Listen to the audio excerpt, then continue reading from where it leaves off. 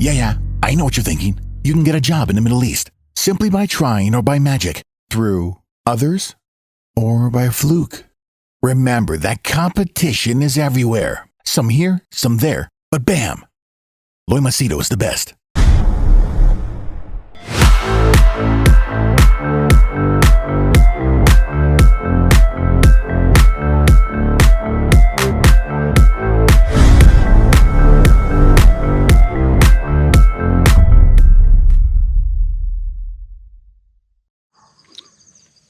I just got this video recommendation on my feed.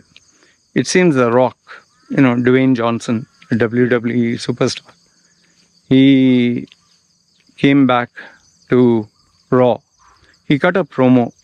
Promo is when you get the crowd excited. And what had actually happened was, first, this new character, his name is Jinder Mahal. He's a Canadian, but with Indian Punjabi roots. So he plays a villain character. So he was, dissing the crowd and disrespecting. And then as he was going on and on, obviously, the hero comes. Nobody expected The Rock to come. So I know some of you are like, man, what the fuck, you still watch WWE? Are you stupid? Well, there's a reason why I watch it. And it's not primarily entertainment, okay? Yeah, it's fun to see some, especially Royal Rumble. I'll admit, I love to see that. Even though it's scripted, it's always good to know, oh, this is what they planned out, okay? And a lot of respect goes to these athletes because they're jumping and, falling and all that. I'll tell you, when you're in your 20s, you can do that. But when you grow older, you do that, it'll, like if I were to fall down like that, even with practice, you can get serious injuries. That's why they've had spinal injuries, paralysis. Triple H, Hunter hurts Hemsley. He has ripped his quads from his bone. Just a minute, the muscle ripped off from his bone. And he has even he had a quad damage. Yes, the brain injuries, being hit always. Some people have dislocated their arms, broken their legs. You can Google search this one. Sid Justice. He was a character. His leg below the knee, that his leg snapped in two. So the risks are real and they work very hard. But why I watch, and what is the reason I'm sharing this with you, is there is a very powerful lesson to learn from these entertainers or athletes. See, for example, I took the name of Rock, correct? Okay? I'll tell you, he commands the attention, the admiration. The people go crazy about him. It's like, that actor Shah Rukh Khan, in India, or Rajinikanth for South Indians. There is this magic about these characters, even actors for that matter. Sylvester Stallone, now maybe Tony, this, what is his name? The guy who acted in Iron Man. I can't get his name, yeah. Okay, anyway, you can put down the name. I don't know how I don't remember his. Tony Stark. Robert Downey Jr., yes. And, like Chris Hemsworth, who plays Thor, and that Chris Evans, who plays Captain America. And okay, I'm giving you, like Mark Ruffalo, I'm giving you the characters who played Avengers. But there are other actors like Samuel Jackson, then you have Denzel Washington, then Forrest, this guy, who played Forrest Gump. What's his name? Yeah. Fasting, so I can't remember. Tom Hanks. Okay. So why am I bringing all these people? Because each character, each actor has a personality trait, has a mannerism in which they talk, in which they dress, in which they smile, in which they talk.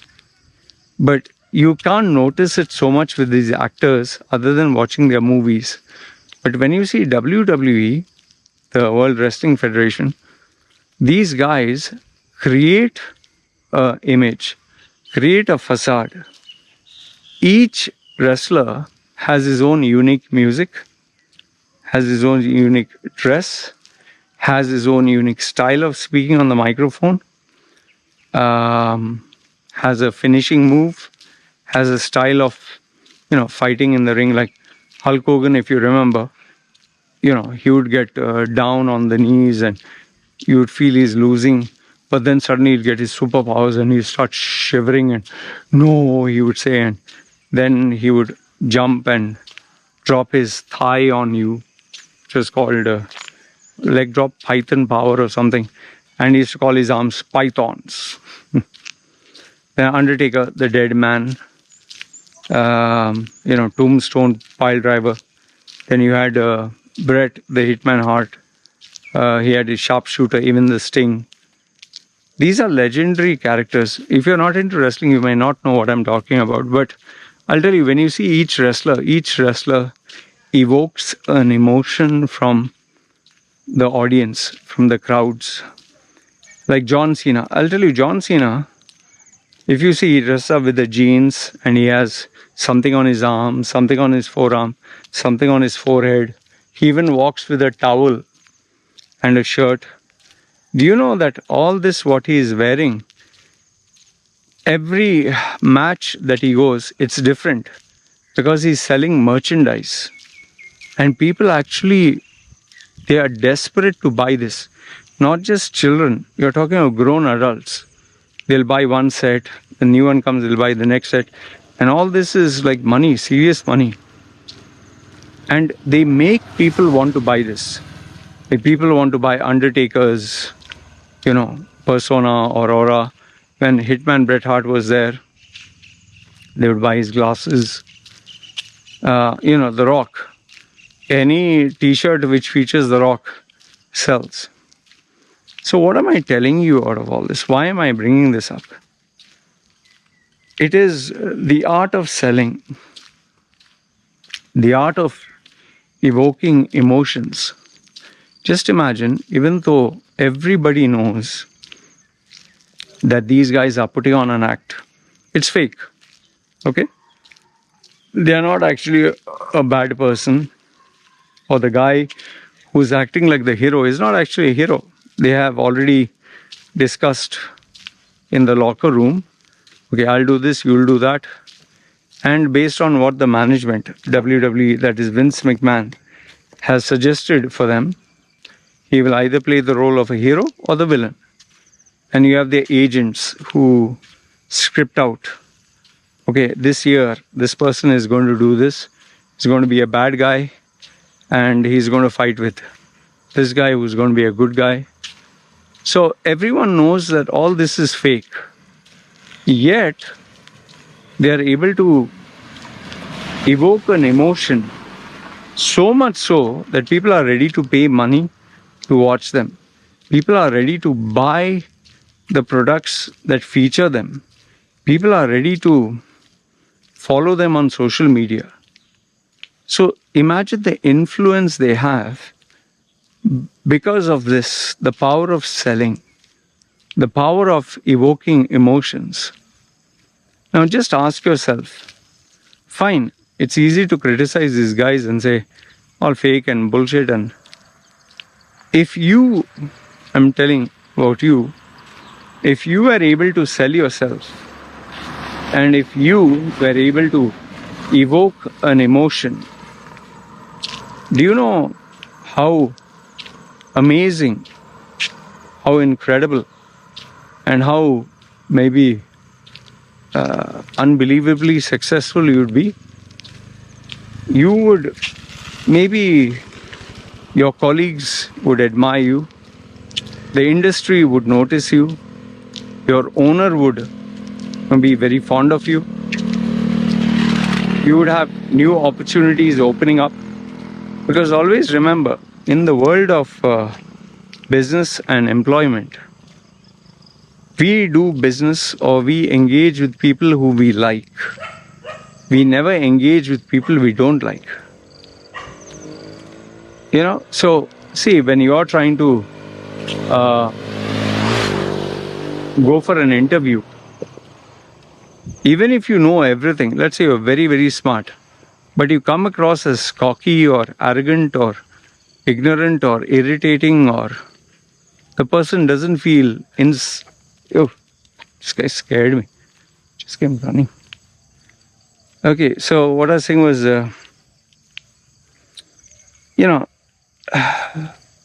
lost my thought. Wait, I'll get it. Interview. So, if you come across as someone he doesn't feel connected to, the next candidate or the candidate before you that maybe knew a little bit less, but was likable, was relatable, the person felt, oh, I can work with this guy. He's a good guy. Him and I can get along. They even decide, okay, even though he doesn't know, I'll teach and train him so that he learns.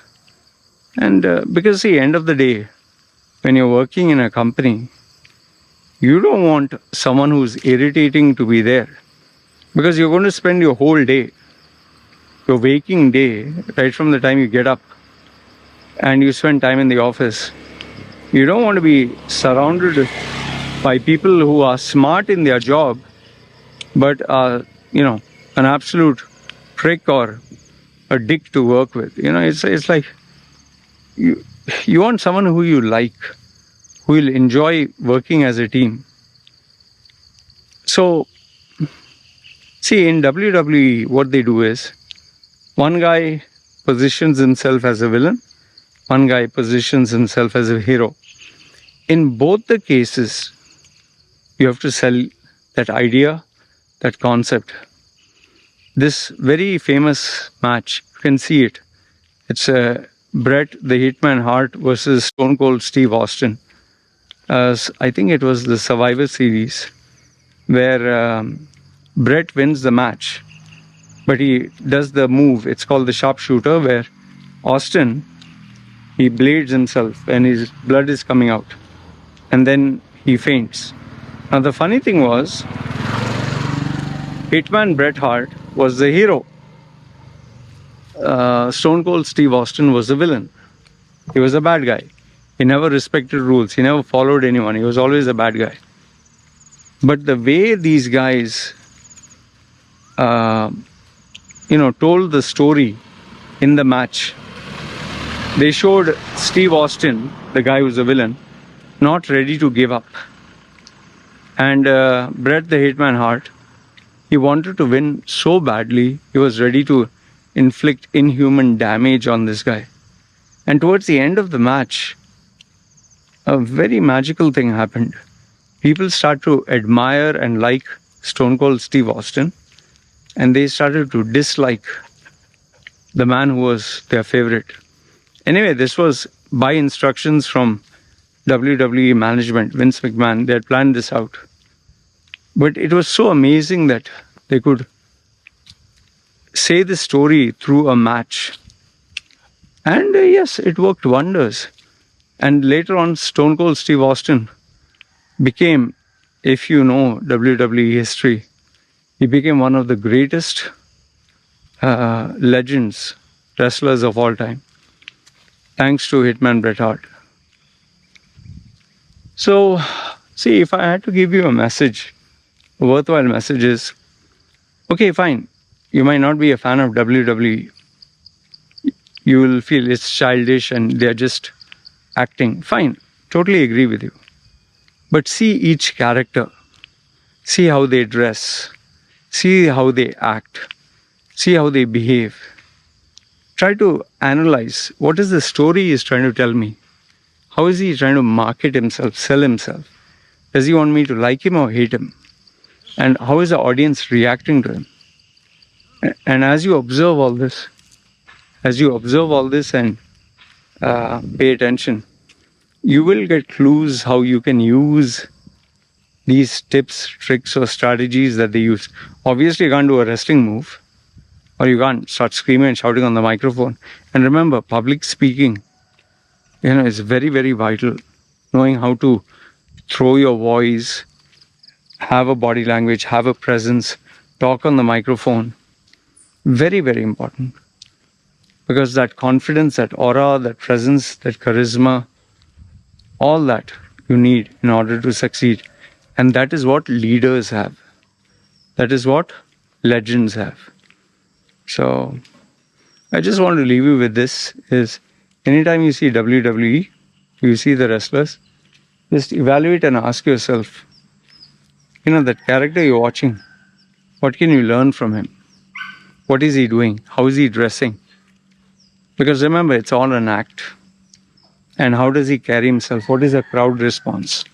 And try to pick up something. Because if you have an inquisitive mind that wants to learn, every situation, every person you meet, every individual, you will feel something. There will be a story. That's why even me, with my tattoos, it says a story. It's a personality. Anyway, this is what I wanted to share with you. Let me know your thoughts. If you have any questions, put them down below. And do watch that WWE Rock giving his promo on Raw versus Jinder Mahal. You'll see what I mean. All right? Good, bad, ugly. Let me know your thoughts in the comments below. This is me signing off. Ciao.